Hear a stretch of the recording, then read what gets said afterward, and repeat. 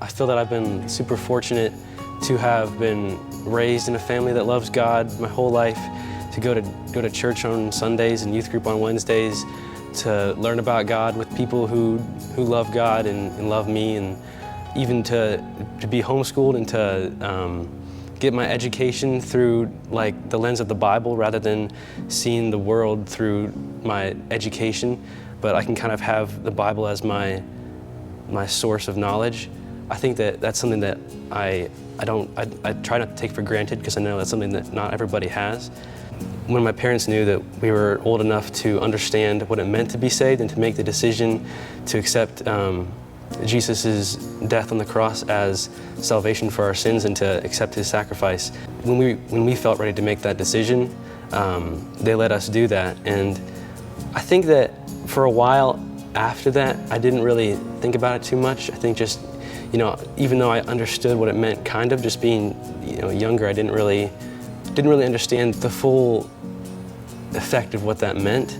And as I did begin to understand it better, just going to church and even, attending service and realizing more of, what an impact this kind of has on somebody's life, I started to kind of doubt, like, am I really a Christian? Am I actually saved? And I think that's kind of a question that a lot of people have at some point, like, is it real? Am I actually, do I actually have salvation?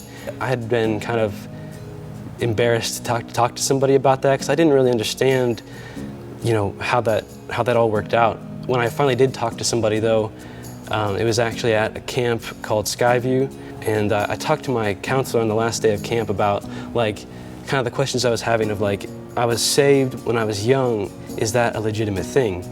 And so he kind of explained to me, being saved is something that happens inwardly, but then is then expressed outwardly.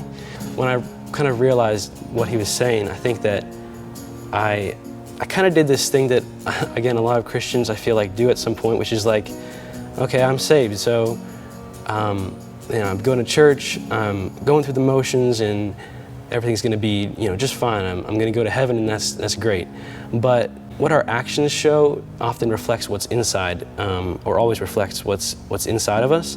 And I think just like, even though I went to church and I've been serving that movement and set up in kids ministry for a while, and like, all that's great, and those are good things. But like, have I really been showing inwardly or outwardly that Christianity is something that I'm choosing for myself and not something that I'm just trying to get right because it's what I do?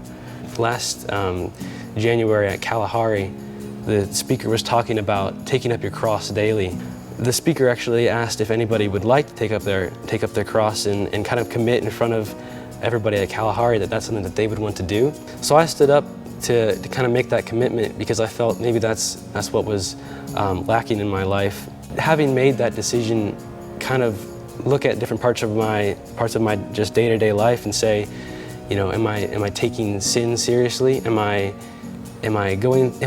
confessing my sin, or am I even just how I'm treating other people or how I'm reacting to things? Is that reflective of the promises that I've made throughout my life? Is that reflective of what I said, when I got saved for the first time?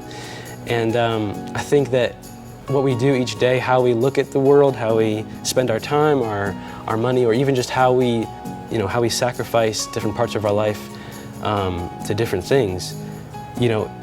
If we're taking up our cross for Jesus daily, then that should be apparent in every aspect of our life.